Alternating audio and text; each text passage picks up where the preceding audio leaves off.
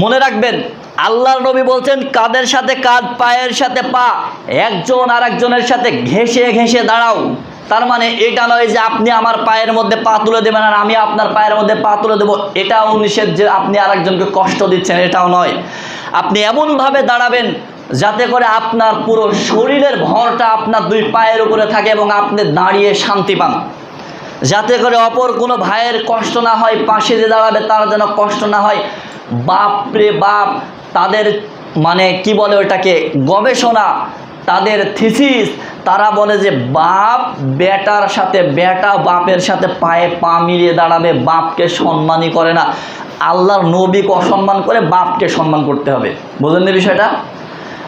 আল্লাহর নবীকে অসম্মান মানে ফাঁকা ফাঁকা করে দাঁড়াবেন। আর বাপকে সম্মান করতে না, আল্লাহর নবীকে অসম্মান মানে তার হাদিসকে আপনি মানছেন না। আর বাপকে সম্মান করতে গেলে আপনি বাপের থেকে পা সরিয়ে দাঁড়াবেন, বাপের সাথে পা লাগালে আপনার বাপকে অসম্মান করা হবে। যে এটা হচ্ছে তাদের কথা।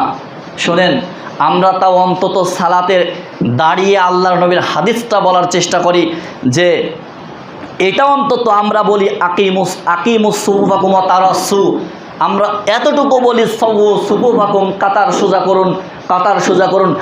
বিদাতি ইমামদেরকে কখনোই দেখলাম না তারা এই মসজিদের ইমামের মুসল্লায় দাঁড়া কখনো তারা বললো যে পায়ের মধ্যে পা ফাঁকা করে দাঁড়ান।